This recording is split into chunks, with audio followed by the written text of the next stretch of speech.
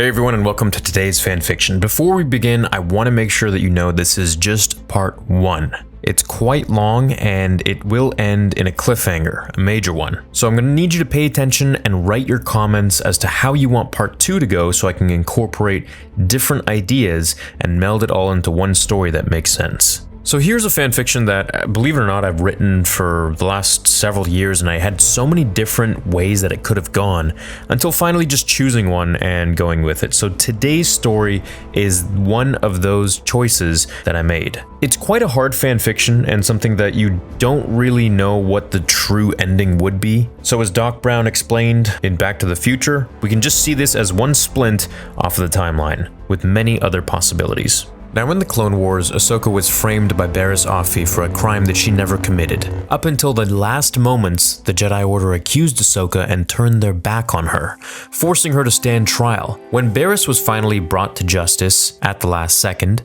it was shortly after this that the Jedi Council apologized to Ahsoka and allowed her to come back to the Jedi Temple to continue her training. This was when she declined. She felt that the betrayal and lack of trust that they gave her wasn't worth a second chance. Anakin tried to convince her to stay, telling her that he understands how she feels about them. However, even their strong master and apprentice bond wasn't enough to change her mind. Ahsoka turned her back on them and Anakin and walked off into the sunset. But what if Anakin had walked with her?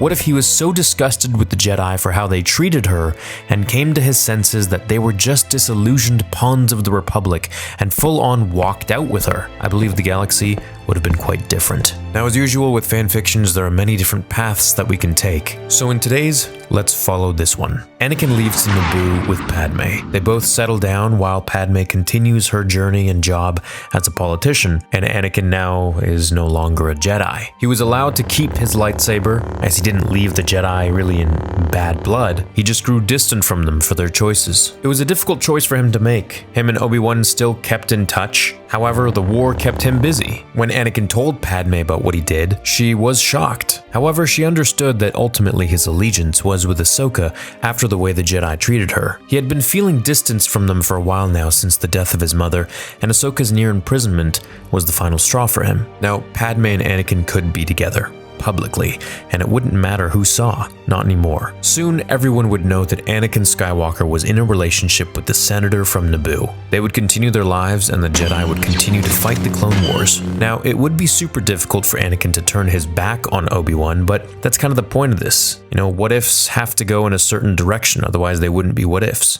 Now, as for Anakin and Ahsoka, they would pretty much spend their time and adventures together much more now. He would have to tell her about Padme, and she would kind of say that she always knew. So where Clone Wars Season 7 would pick up, this is kind of where the timeline is. I think Anakin would continue to be manipulated by Palpatine, and this is where the story will really start to develop. The only problem is, there wouldn't be a reason for Anakin to really hate the Jedi like he did in Revenge of the Sith. Since they're not holding him back anymore, Palpatine needed the Jedi just as much as he did Anakin in a sense, because if the Jedi were controlling Anakin, then he would have some reason to hate them when it came to saving Padme. But now that's not there anymore. So what is the motive?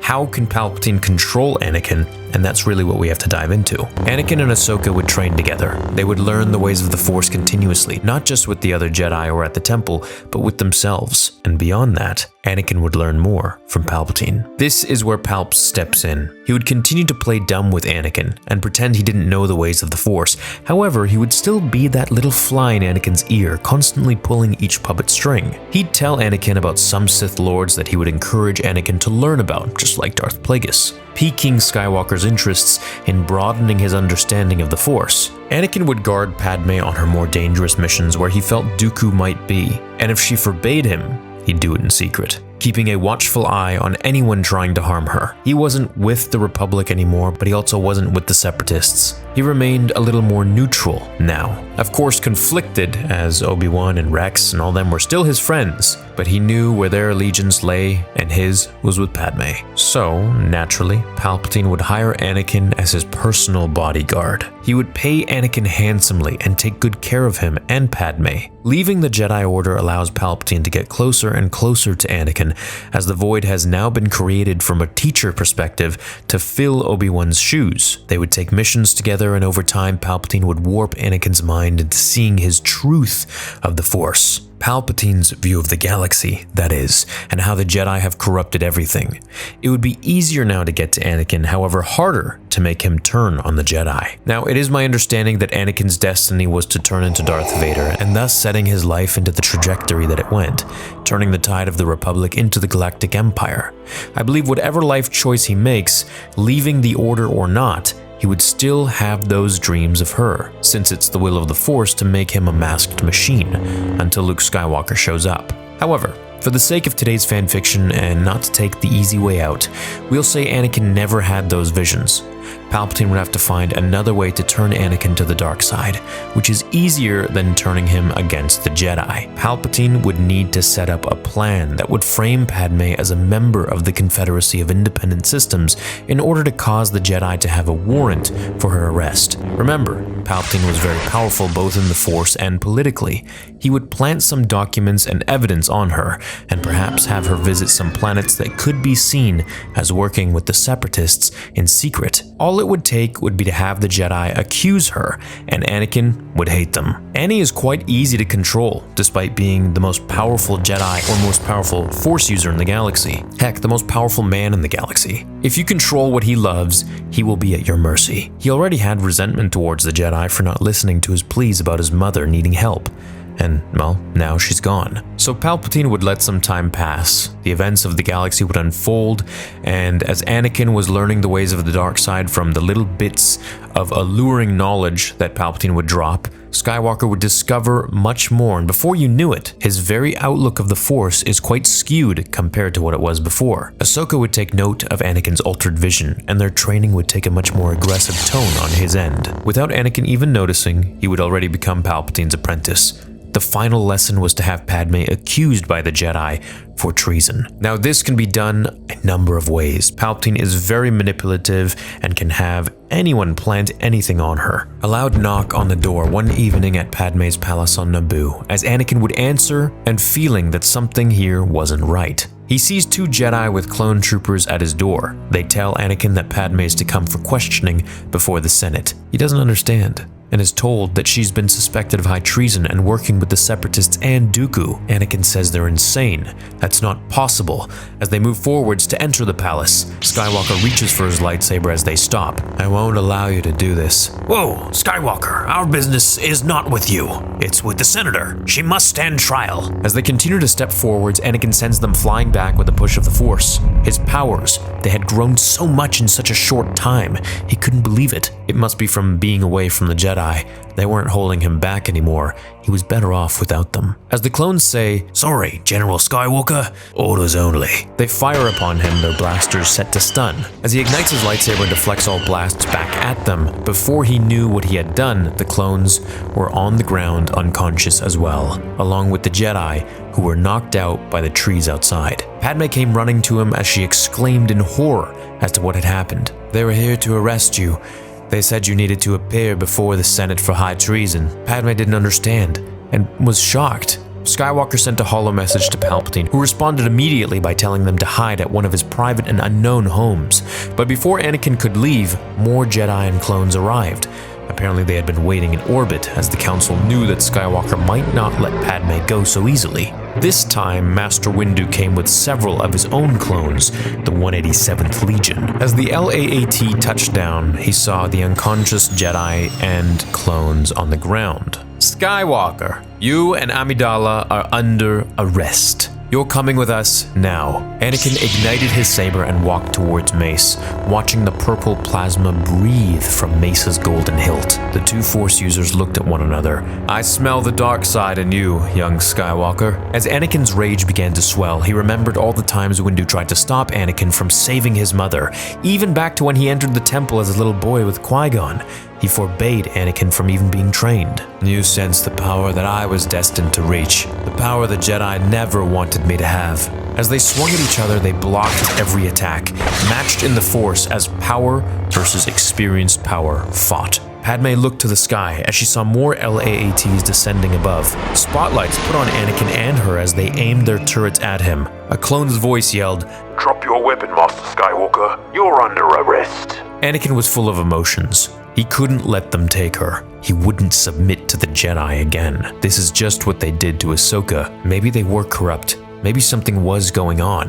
Anakin dropped his gaze to the floor as his teeth clenched, his jaws protruding and flexed. He put his lightsaber away onto his belt. The 187th Legion wary, but some dropping their blasters to approach and cuff him and Padme. What's happening? As a clone tried to find his balance, "Earthquake!" said another. Anakin's powers had surely doubled, maybe tripled, or more. Mace watched him as he curled his fingers at his hips and rose them into the air as every rock and boulder flew into the sky, smashing into as many ships as there were hovering above.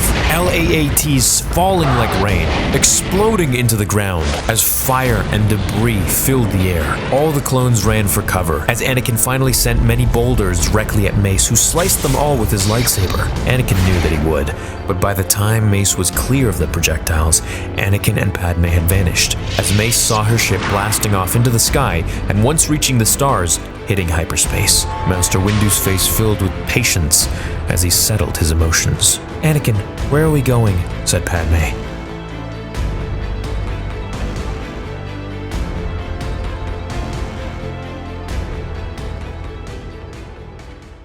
End of part 1. Now, I want you guys to help me write part 2, and I'll have that out by next week, and then I'll also compile both part 1 and part 2 into one long video so you have it for your convenience. So this is obviously one direction that it could have gone. There are many others. There's one where Palpatine does tell Anakin about Plagueis, and essentially had just written that the will of the Force was for Anakin to always turn into Darth Vader.